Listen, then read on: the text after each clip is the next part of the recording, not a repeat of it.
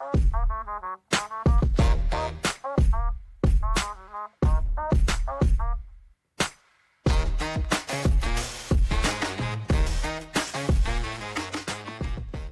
to Supercool, the show about low-carbon innovations now scaling.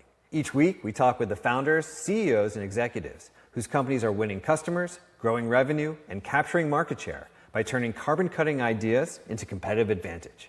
This is the rise of the low-carbon economy, a multi-trillion-dollar transformation already underway. I'm your host, Josh Dorfman.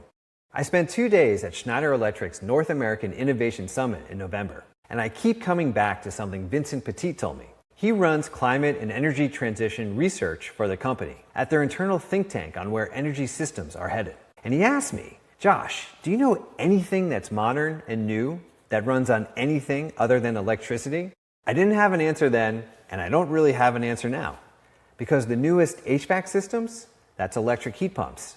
Autonomous electric vehicles, well, that one's obvious. And the next state-of-the-art factories, at Planted, the building materials company I co-founded, we eliminated the smokestack and went all electric because it enables our production technology to be better, cheaper, and more flexible. That's also why the conversation about AI data centers eating the grid misses the point. AI is just the loudest, most visible example of something much bigger. When any part of the economy modernizes, it electrifies. Schneider Electric is a 189-year-old French industrial giant that invented the steam hammer. Today, they make everything from the cooling systems in AI factories, to the software that optimizes grid operations, to medium voltage switchgear that gets power where it needs to go. They're not a climate company, they're an infrastructure company that happens to be sitting at the center of the biggest infrastructure transformation since we built the grid in the first place. This week, I talked with two of their senior executives. Jim Simonelli is Senior Vice President and CTO of Data Centers. His job is to look 3 years out and figure out what Schneider needs to build so their customers can actually deploy the next generation of AI infrastructure at speed. Vincent Petit runs the Research Institute. He's looking 25 years out, modeling scenarios for 2050, trying to understand what happens when factories go fully autonomous, when mobility goes electric, when buildings stop being dumb boxes that waste energy. What struck me across both conversations is how different this is from the discourse you see online and in the media. There's no hand-wringing about AI using too much power. There's no pitting data centers against decarbonization. Instead, there's this clear-eyed recognition that we're redesigning the relationship between energy and economic activity for the first time in 150 years. Jim walks us through why AI factories get built in modules in warehouses, not assembled on site with electricians and plumbers. Why digital twins aren't just amazing software, but the only way to optimize performance at a gigawatt scale facility. Why every watt that doesn't make it to compute is lost revenue, which reframes efficiency from environmental virtue to business necessity. Vincent explains why electricity demand in the US has been flat for 15 years, why that means we've lost the institutional muscle to build at scale, and why we need to add 1,000 terawatt hours of capacity in the next decade. Not just for AI, for everything. He draws parallels to the 1893 Chicago World's Fair, when electricity was brand new and anything seemed possible. His take? We might be living through an even bigger, more transformational moment right now. This isn't about adding more generation and hoping it works out. It's about completely rethinking how we build, operate, and optimize energy systems using a 21st century toolkit: storage, distributed generation, flexible loads, digital controls, and automation. The companies that get it, the systemic shift, are the ones that will define the low carbon future. First, here's my conversation with Jim.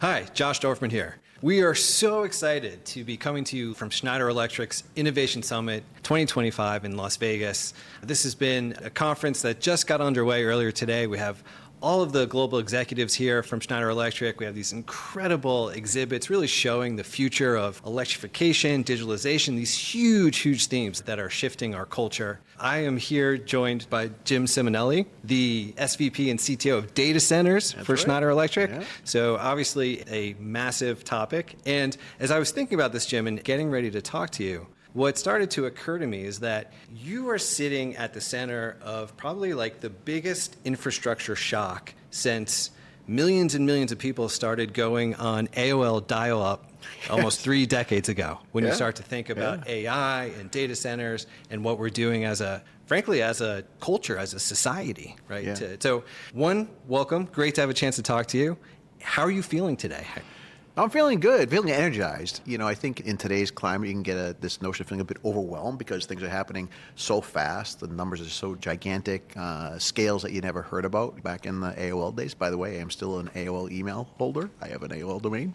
But, very good, very optimistic, and very excited and energized about where the industry is right now. And you don't get too many times to live through these types of transformations. So that's what keeps me going. Yeah, I bet. It probably keeps you very energized. For sure. Probably a little bit awake at night. That overwhelmed part is always there. Yeah. So what does it mean to be CTO of data centers? What's the purview? My job is to kind of look a bit out to the future and think about where does Schneider need to be to support the market and make sure that we are well positioned to support the industry as it evolves towards the future. Now, to do that, the way that I stay informed is I actually start with the compute side. I spend much more time with the chip, software, server manufacturers, understanding kind of where is the compute, where is the world digitizing? Because that's really what data centers are all about. It's not about, concrete boxes that are heat generators. It's actually about performing some useful work. And that happens with the compute side.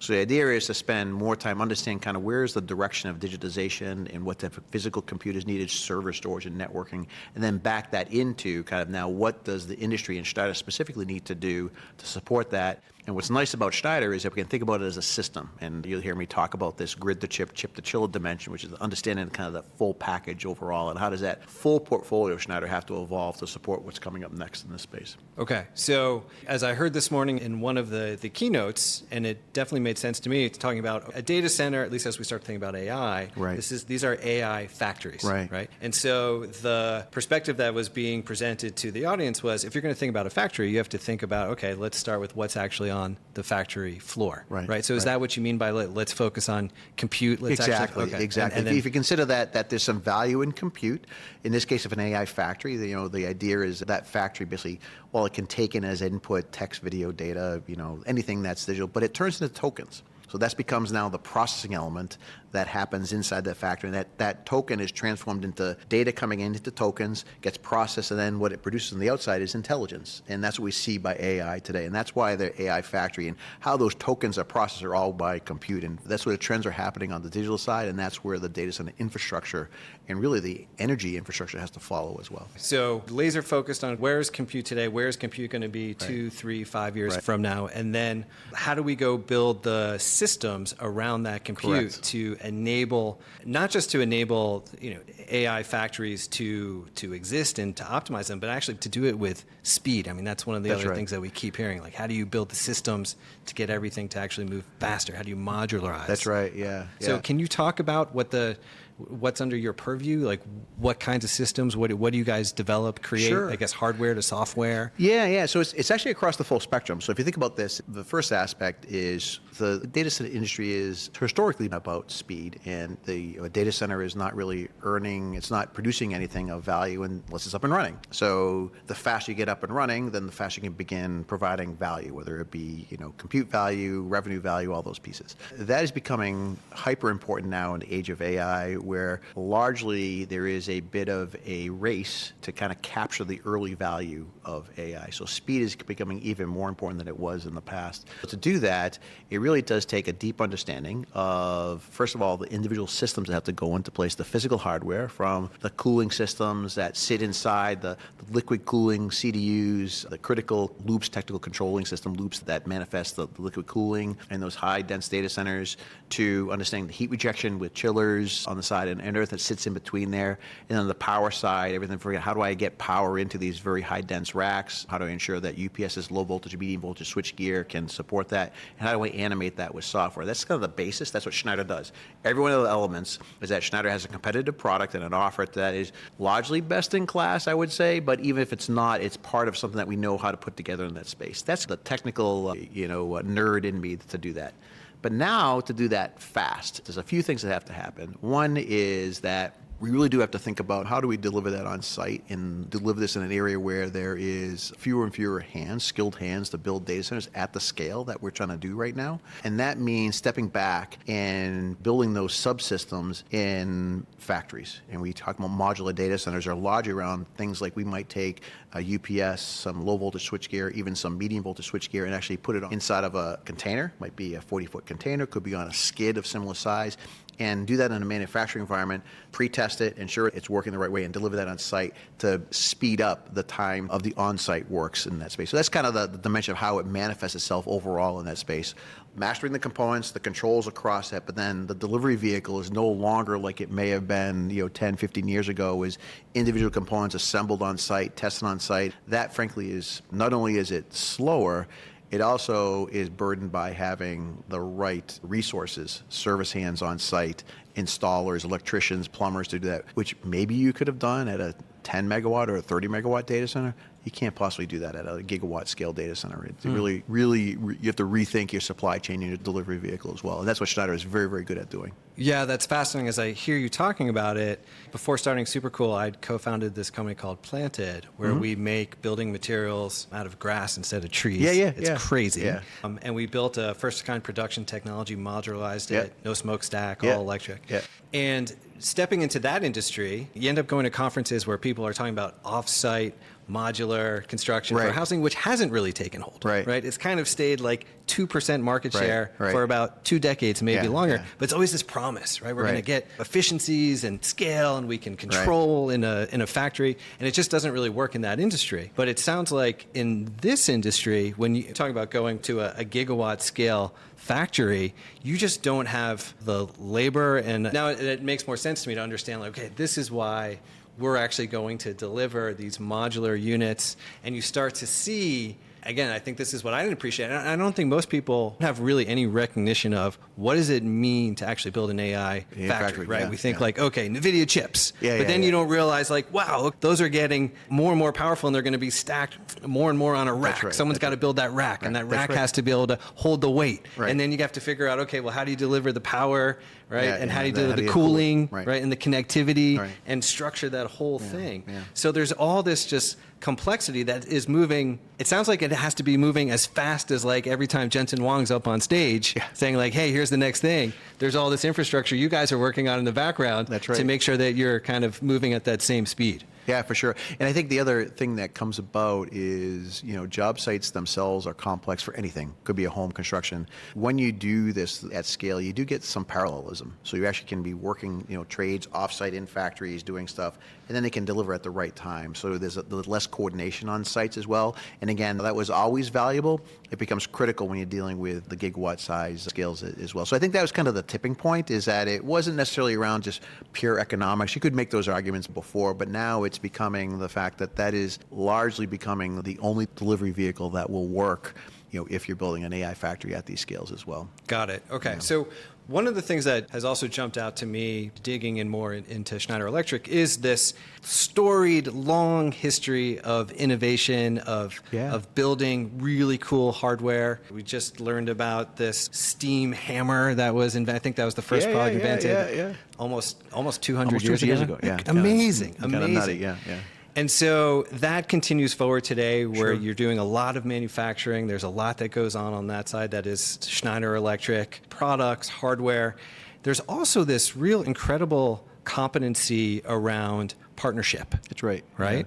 I mean, I brought up NVIDIA. I'm wondering if you can talk about that relationship and what you're doing together, and then we can get into some of the other announcements. I think there were a couple even today. I'd love to get into that. So again, one of the things is that you have to get insight. Insight comes from partners, right? You're never an expert in everything. So yes, we're very good at protection, control, cooling, all that type of stuff, but there's deeper insights coming from other people. And on the AI factory side, NVIDIA is certainly a very cherished partner, because they're really pushing the edge of how fast, what can be done. They often use the word speed of light, well, why can't it done? What are the barriers to operating? That's a fantastic mentality, and it's a great one to kind of work with. So we've been working with NVIDIA for a while now to understand what are the needs there. And you can start seeing the partnership manifest itself in some new dimensions. So first dimension we've been doing for a little bit has been on our reference designs. So this is collaboration work that we've done for helping our customers understand what does a data center look like if you have to deploy a GB300 or a GB200. We publish reference designs that kind of show, hey, how would you deploy that? How would you build a data center to deploy a 7 megawatt pods or 3 pods in that space? And what does it look like from a cooling, power, and a controls perspective? We also pay attention to the software side. We did a reference design for controls, and that's been healthy and ongoing. That will continue. Recently, what we've done is we've been sort of collaborating behind the scenes on the digital twin dimension. So we've been working with NVIDIA's Omniverse, which is their digital twin environment that can host many different types of planes of modeling and visualization planes, from power to cooling to physical infrastructure in that space. And Schneider Electric with ETAP has been engaged on the power modeling plane on that space. But we took it one step further. So recently what we just announced is that plane, that visualization engine behind Omniverse, is driven by a technology called USD, Universal Scene Designer. We just joined, along with Aviva, another company within Schneider Electric, have joined that alliance. And what that is, it's a further commitment to the industry, a further statement that if you want to build fast, you want to first build digital and then operate physical and be able to switch back and forth. The only way that's going to be enabled is if we were all kind of working on similar standards. It's almost like the HTTP of web pages and stuff like that. Imagine you had different browsers everywhere. That's what USD is about, and it enables so much more for sim-ready assets, for visualizations. It was very good for doing visualizations for sure, but also to kind of have that interactive environment in that space. It's not just the partnership on our reference designs and the good work that they're doing to support those high-density builds, but also on the digital side with the Alliance for USD membership as well. Got it. Digital twin, I mean, that technology itself is so fascinating. Yeah. Can you just talk a little bit more about what that is? Because I also understand that it's working with, it sounds like in this manner, it's also helping to optimize efficiency. Correct. And some of the gains that we're looking at from the decarbonization, or at least the energy efficiency lens. Yeah, I think the same principles hold true. If you can learn quicker without putting lives or with spending a lot of capital and kind of learn from those lessons, then all the better. And digital twins are a manifestation of that. And in data centers, they're complex systems we just talked about, and there's all the pieces that come together. You can optimize a lot more in the digital world because you can do a lot of what-if scenarios. And that's really what a digital twin upfront on the design phase really allows us to do, is to say, hey, in this particular environment, we know now how to optimize energy in that space as well. And we don't have to do it theoretically. We can actually model that behavior from a power, from a cooling, from a physical perspective, sun loading in that space, all these things that are probably too complicated to do on paper. That environment allows that richness of us to get better results. Now, the twin part, again, digital twins, that phrase can be overused in the space, but the phrase that I'm meaning about this is a holistic model of a living, breathing data center covering IT, power, cooling, physical, environmentals in those spaces. That's the possibility. That's really kind of what we're working with Omniverse in that space. And the idea is that, sure, now that I can optimize it, now I can actually populate that with the real operating model to understand now, is this real data operating the way that my model data work? And if it's not, was it because equipment is operating suboptimal? Was it installed correctly? Are things started to fall out of spec, need repair in that space? That's the operating mode space, and you can do a lot of more insights on that front as well. Again, if you have a model that represents your physical space as well, and that's the value that emerges. Again, it comes also back to scale. Just think about having to service not just 10 UPSs. Now you've got 1,000 at a site. So the idea is UPS that is uninterruptible power supply. It's a critical uninterruptible backup system in this space that protects the critical loads in case there's power outage. Just one example. I could have picked any asset in that class. And occasionally they have batteries. Batteries wear out. And the idea is that you don't want to be randomly going out every 1 year, 2 years to do a health check on this. What you really would like is to have an asset that is telling you when it might need service. And that's the only way you can really begin to service and support these gigawatt scale paces, is use digital instead of humans and data instead of hands to help solve this. And that's really where the digital twins are coming from. It's not just because it's a cool piece of software. It actually has that real value in that space, and be able to kind of show that there's just not enough technical skills to support something at that scale. It just becomes unwieldy, and you need to use data, and that's what these environments help drive. Wow, it's very interesting to hear about. To see how quickly it's evolving. You also announced a partnership. Sounds like that's an expanding relationship. Yeah, $1.9 billion. That is about partnerships and collaborations with regard to a commitment on sort of supply chain. In this case, it was cooling technology. Switch is a very good customer, is a very good data center provider in general. Very creative, very innovative, but all for naught if you can't scale or build them. So the idea is that because we work together, we see things very similar. We did have the right technology and the right delivery vehicle. The technology that we had was really it matured over in Europe, and it really wasn't in the U.S. And that agreement was about us collectively deciding, hey, this is the right piece of technology for Switch to scale with the efficiency demands that they were requiring. And together we said, okay, we're going to align on a deal, on a model that allows us to kind of collaborate and support that full space. Cool. And that's for chilling technologies? Yeah, chillers is the main thing. And there's other things in that space as well, but that was the driver for a part of that collaboration. Gotcha. Yeah. And what does it mean, their requirements around efficiency? If I think about an AI factory, and obviously we're having this cultural conversation, this societal conversation, they're using all this energy, right?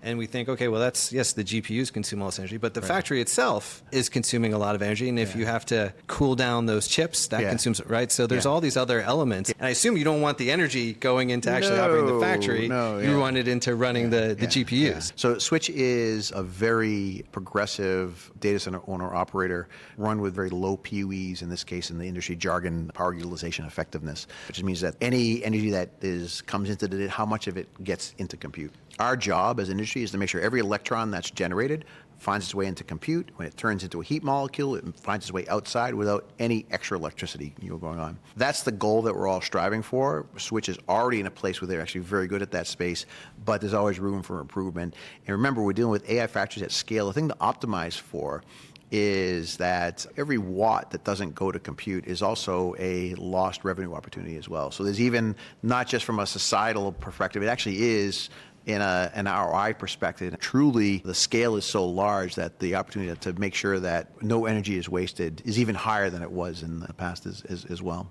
I'm just processing that as you're saying it, just this idea that waste of energy isn't just expense, it's actually lost revenue. That's right. In this instance, right? How do you think about these topics around, data centers, grid modernization, and decarbonization? How does Schneider Electric kind of approach that conversation? Well, they're all intertwined, right? Yeah. We view this as sort of a converged energy problem, where the notion is that you really can't think of these independently. You have to kind of think of a world where there is more collaboration. Think of it this way, is that if a data center can provide I'll call it a flexible asset to the utility, and the utility requires more capacity and therefore wants to put more intermittent renewables on the grid, and you have another extra asset there, then you have kind of a win-win-win situation, because the data center really would want to consume decarbonized energy, but it may not be the utility that's able to provide that. So if they can enable more renewables to come on board by being more of a flexible asset, then it's a win for everybody. There's more decarbonized assets coming on, they get more capacity,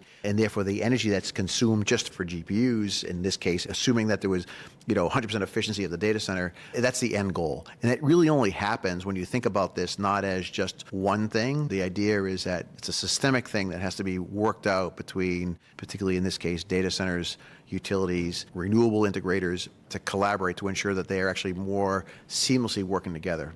Uplight, a company that we work closely with, is very good at managing that from a software perspective, but it also has to happen on the regulatory environment layer to make that all happen. But the opportunity is really beneficial for all if we can kind of work through some of those stumbling blocks that sometimes exist in the regulatory environment that I think can really get our path forward to not just more energy, but more clean and sustainable energy that is good for data centers, but also good for the region that they're coming in as well. I appreciate you spending some time with me and talking about this. Fun topics, and I love to talk about this stuff. Thanks, Josh. Hope you enjoyed my conversation with Jim. My next guest is Vincent Petit. Hi, Josh Dorfman here. We are at Schneider Electric's 2025 Innovation Summit in Las Vegas. It's first day. It's been fantastic. Just hearing from a number of the senior executives, touring the innovation floor where Schneider Electric is showing what they're doing across digitalization, across electrification, doing so much work around AI and data centers. Today we're joined by Vincent Petit. He is the Senior Vice President of Climate and Energy Transition Research for Schneider Electric, which sounds kind of amazing that role exists and you get to be in it. So Vincent, thank you for joining me. It's great to have you here. Welcome to Supercool. Very nice to be with you, Josh.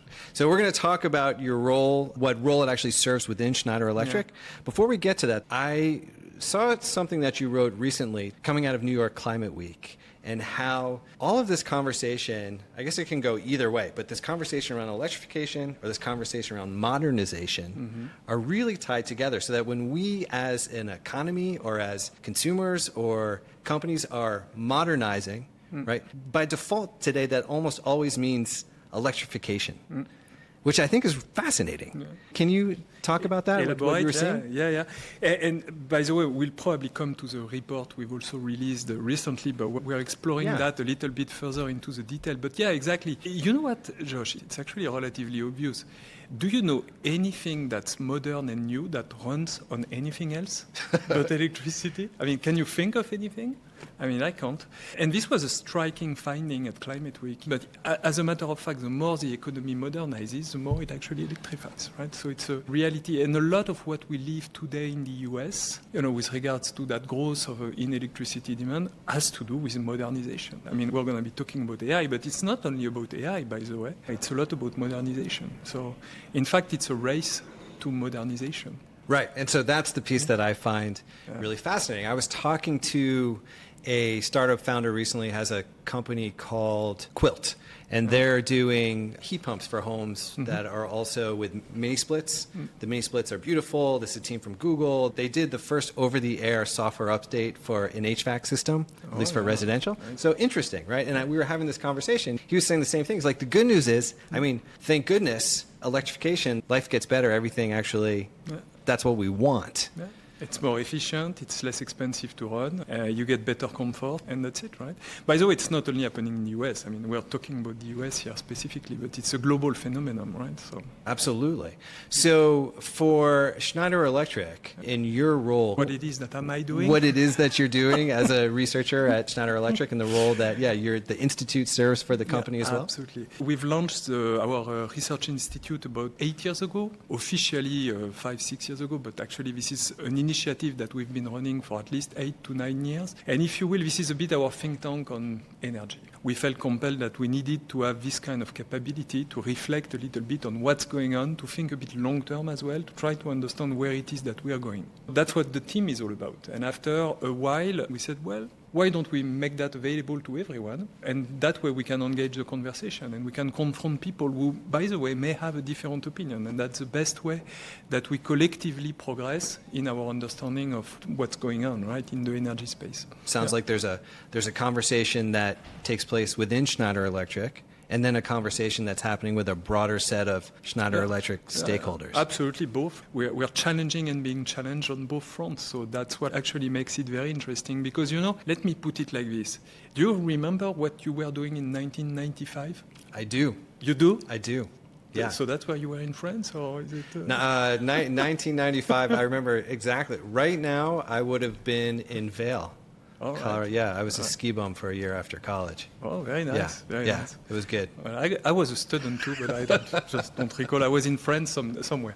What I do remember, though, is, we were using fax machines, was barely internet. You would live in travels and you wouldn't have a mobile phone, or if you had one, it was like, big piece of equipment.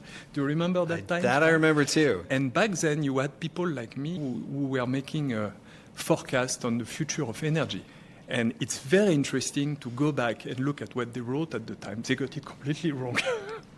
So that was 30 years ago, right? And so what's super fascinating in the exercise that we're into within the Research Institute is we're doing the same exercise, but for the next 30 years. So how are we going to get it right? And what are the implications? Because when you talk about energy, you're talking about long-term transformations, right? But the reality is that we all collectively face a challenge to actually understand what it is that's coming at us in terms of modernization, right?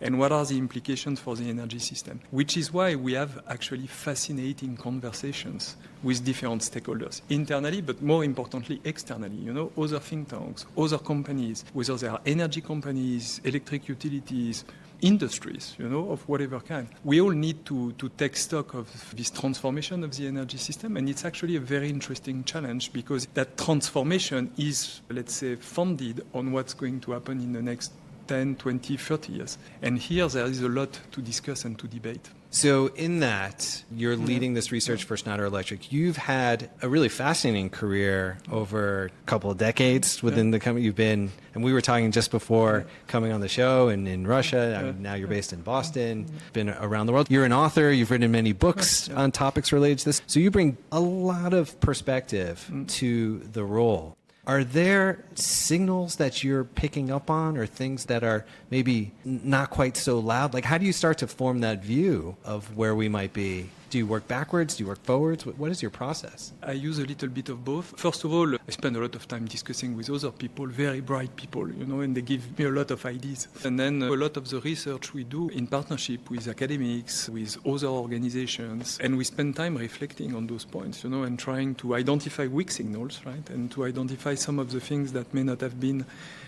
yet fully explored. So I guess that's how we run our thing and identify new topics. Right? For instance, like this topic of modernization that you were alluding to at the beginning, I think people have not yet fully realized that actually modernization is synonym of electrification. We're just beginning to see the implication that it has on our energy system. To have the resources that you have to be at a company like Schneider Electric, which is clearly so integral to the future that's being built. I mean, it has a strategy now that plays really in kind of all the exciting stuff, right? At Supercool, we're interviewing growth stage startups, sometimes maybe some of your peers. But someone says to me, Josh, what's a cool story? What's a cool company you talk to? It's like whichever company I talked to this week, because it's all so interesting around grid technology, around data center, right, around this modernization. And Schneider Electric is this massive multinational that is positioned right in the heart of all of these key kind of megatrends that are moving. It's really not just the economy, frankly, it's civilization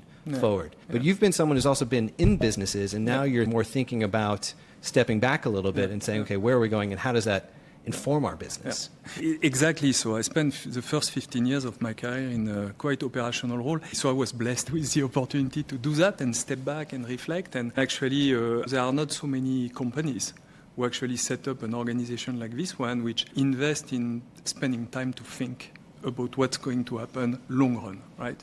But I wonder, Josh, and maybe I'm a little bit over my head on this one, and so happy to be challenged, but I love history, which is a good thing, by the way, because if you want to think about what's going to happen next, it's important to know your history, right? Sometimes I wonder whether we're not living in a similar moment as the late 19th century. In 1893 in Chicago, where we were showcasing the beginnings of electricity, right, the ferry electricity, and a bunch of other innovations that were going on. We were really living then at a time where everything seemed possible, right? Even if I was pushing myself, but maybe I'm going beyond where I should go, but it's a time of Jules Verne, right? So being a French, I can't prevent myself from mentioning it, but a time where science could take you anywhere, right, including to the moon. At the time. So sometimes I wonder whether we are in the 21st century and we are not exactly in this period of time. When I see the potential of modernization that we have, and we've been doing some research on that for the US specifically, we can go a bit more into that if you like. But when I see the capabilities of modernization that we have now, I'm actually in awe. I'm wondering, what's going to come next. And even we've been doing scenarios for 2050, but I'm thinking, well, I might be proven, too conservative at the end of the day, right? Maybe even what we've done is too conservative compared to what's coming in. Because if you think of it, like take something like we've been living in the last 20 years an internet revolution. What have we done? We've basically connected people to people, right? So we got 7 billion people that are actually connected on internet now who have actually a realm of capabilities that they didn't have before. But now we are actually starting to connect the machines, right? And that's becoming very interesting. So connecting machines to people, machines to machines. This is the rise of artificial intelligence. Where is it taking us? I mean, I'm using AI. In the world of research, AI has just boosted the productivity of everyone by a factor of 10 to 100 in 1 year. And no one would have probably guessed that. a year ago. So indeed, we are living a very interesting time that's going to redefine a lot of boundaries. Let's stay on that. There's a couple of reports that you've released. One talks about kind of 2050 scenario. Yeah. Can you share? Yeah. So the reality is that when people do scenarios, they tend to have a very incremental approach to it. So they look at essentially what are the trends, and they try to pull those trends, until 2050, and then they inject in there a couple of things that they see today.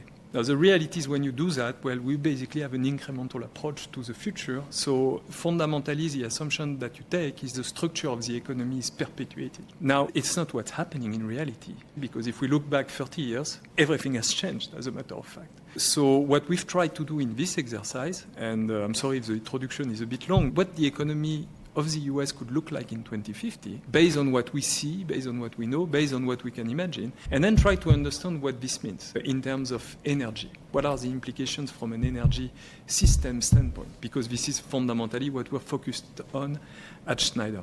So we've run that actually very fun exercise in partnership with the National Renewable Energy Laboratory. So they got a bunch of experts. We've regrouped and we've done a lot of workshops on what could happen in the mobility sector, in the urbanization sector, in industry, and so on. And we've come up with a couple of scenarios where we're trying to push a bit the limits, anticipating or imagining, as a matter of fact, what happens if all factories tomorrow are entirely autonomous. You already have around the world a bunch of autonomous factories. We call them dark factories, right? Because they can run in the dark. What happens if that happens at scale? What happens if mobility becomes autonomous? What are the implications on owning a car? All cars can run 23 hours a day and then charge for an hour. What happens to urbanization if remote work becomes the norm rather than the exception? Are we going to still live in suburbs, or are there other opportunities to do things differently? So those are the type of things that we've tried to imagine and anticipate. I think, if anything, we're probably too conservative, as a matter of fact, on what could happen, because when you see the scale of deployment and of innovation associated with AI,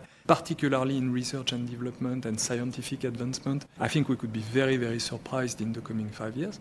But anyhow, we've run the exercise and then we've looked at what this meant from an energy system standpoint. This is a modernization of the US economy, and that modernization leads to a load more electricity, because everything that's new actually runs on electricity. And if you really think through it, it's absolutely evident. That actually raises another question, which is, do we have the infrastructure for that modernization? And what happens if we don't? Because if we don't, well, that modernization is not going to happen. And by the way, when we talk about this additional electricity demand, I mean, everyone's talking right now about data centers, and rightfully so. And we are talking a lot about it here. The point is that it's not only about AI. It's a lot about industry. It's a lot about buildings. You were mentioning heat pumps.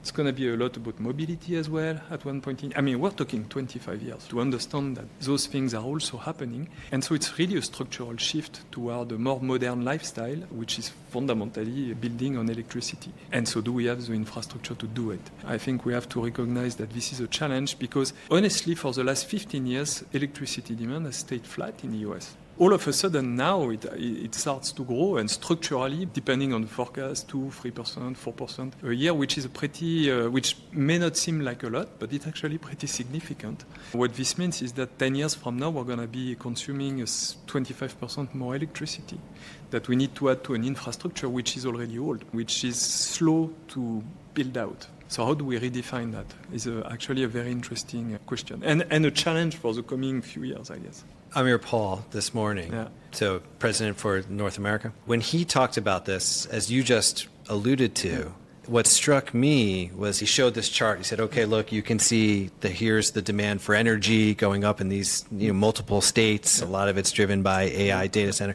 But what he said, at least how I heard it, was the energy demand for AI, that's the easy culprit to say, well, that's why costs are going up. But what I understood him saying was what it actually is revealing is all of this aging infrastructure that is actually under pressure from extreme weather. It's old, steady electrification. So you have all of these other trends. And we point to AI, we're like, oh, our data centers, like this is the culprit. It's like, well, the picture is more complicated than that, right? And I've heard people say, probably some of your peers talk about how it took 150 years or however many, 100 years to get the grid we have today to reach net zero, or a state that we're decarbonized. We have to double it in the next 15 years, maybe sooner now, and then double it again. And so I think as you're laying out, we can envision this incredible modernization 2050 scenario, which is going to need tons of electricity, and it will be autonomous and for better or worse. But that's right. How do you do it? How do we do it? How do you do it? Yeah. So first of all, I agree. The AI is not the only culprit. By the way, if we look at figures, the share of AI in the overall electricity demand that we project is, our forecast is like 40%, and you get others at 50%, but basically it's not all of it. So I think that's the key point. The rest is about industries, about buildings, as we were discussing. And by the way, it's a lot about implementing AI into buildings and industries. It's about that modernization as well. So indeed, it's not the only culprit. Second point, the infrastructure, indeed, as you said, it's been built a long time ago, and for parts of it, it is in need of an upgrade, that's for sure. Also, it's important, and we don't say it enough, is like the last 15 years that electricity demand hasn't grown. So the infrastructure expansion has not really happened. And 15 years is a very long time, You can lose a lot of know-how, how to do things, how to process things. We talk a lot about permitting. You tend to lose all that capability.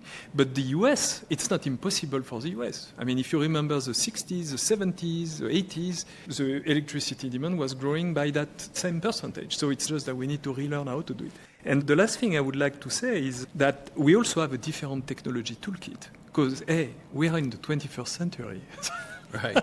And it's just begun, right? So that modernization is not only about the modernization of data center, industries, and it's also the modernization of the grid. So there's a lot that we can do on the grid with a new technology toolkit. The duck curve is a very interesting graph, basically, because it shows that actually the way we designed that power system 150 years ago, like you said, is actually relatively inefficient because we designed it in order to operate at every single hour of the day, every day of the year, and there's always one day of the year, 1 hour of the year where we reach a peak, right? And the system needs to be designed to match that peak. The rest of the time, it works underutilized. And we've not been able to get ourselves out of that situation for those 150 years, well, I would say 50 years maybe. But now we got a new technology toolkit in the 21st century. That new technology toolkit is about digital technologies, it's about energy storage, it's about distributed generation. When you combine that together, well, then you can shift that demand, you can reduce the peak, you can create much better efficiency, and you can go much faster. And so you can upgrade your infrastructure faster, you can make it more efficient, which means you can make your energy more affordable. And so I think this is the challenge ahead, or the opportunity ahead, depending on how you want to see it, for the US. You have a point of view as well about the demand side of how we get to the future, right? It's not necessarily just about more generation. Can you talk about that? Yeah. So first of all, when we say that we're going to need, the magic figure, I would say, from the report is 1,000 terawatt-hour in the coming 10 years. Okay, so that's one thing to remember. So how do we cope with that? We're going to need more generation. That's absolutely clear. We're going to be a faster build-out of the grid. That's absolutely clear, and there's a lot of work on that. But there's a way to build more capacity on the ground and also to relieve a little bit the stress on the grid, and it's to work on the demand side. So that means on the consumer loads. So it can be data centers, can be buildings of whatever type, it can be factories. If we manage to make those places more flexible in the way they consume electricity, well, then we are relieving grid from a lot of stress, and we are enabling a lot of generation to happen because it's going to happen in a distributed manner, if you will. And that's the transition which needs to accelerate if we want to be able to electrify at the pace that we need to. Yeah. What I appreciate about this conversation, what I appreciate and admire about the role that you're in is that you have this view, this lens. You get to do the work to go peer into the future and do it with partners. I know you've done work with RMI recently, which was really interesting as well. And then bring it back and say, okay, how does this influence electricity? How's this going to influence Schneider Electric's business? And I don't think it's a coincidence that the conversation you're having maps to what Schneider Electric, the business lines that Schneider Electric is in, right? Thinking about this optimization layer for the grid now and everywhere that EcoStructure is moving and moving into buildings with new tools. It sounds like there is this response, or at least this But for sure, right? sure. I mean, but for sure, the primary reason why we set up this organization 10 years ago was to reflect on those issues and primarily also to understand where it is that we want it to be. So I think we've been convinced for a very long time about modernization, about the fact that modernization is necessarily going to build on electricity. So we've been aligning our efforts in order to serve that and to understand better what it means. You mentioned the other report that we published with RMI. Great job also from our team as well. The Rocky on Mountain this one, Institute, yeah. It's a very interesting exercise, which is a bit different from the kind of theoretical scenario exercise that we've done, which is more about trying to project ourselves on the long run. This one is more looking at what it means for companies. And it's actually quite interesting because you realize when you get into the details of it that the way we frame success today in a company or profitability, this one is really about return on investment, how you evaluate the return on investment. Well, there's a lot about the benefits of that modernization that you don't take into account. So that's typically a barrier or an obstacle to modernization. So first of all, there is a return on investment on doing this, but what RMI reveals is that depending on how it's actually calculated, it may actually hamper your development. So some of the risks. So, yeah, it's a barrier as well as an opportunity. It's much more profitable than what companies typically see. Voilà. Vincent, I want to thank you for the conversation, for spending time with me. It's so interesting to hear about the role that you're in, where Schneider Electric is going, how you see the future. I really appreciate you joining Supercool today. Thank you for inviting me, Josh. Nice to meet you. And thank you for listening. If you're enjoying Supercool and appreciate our conversations that merge climate, innovation, and commerce, please take a moment to subscribe and leave us a review. It's the best way you can help the show reach other future-forward decision makers who would benefit from these conversations too. See you next time.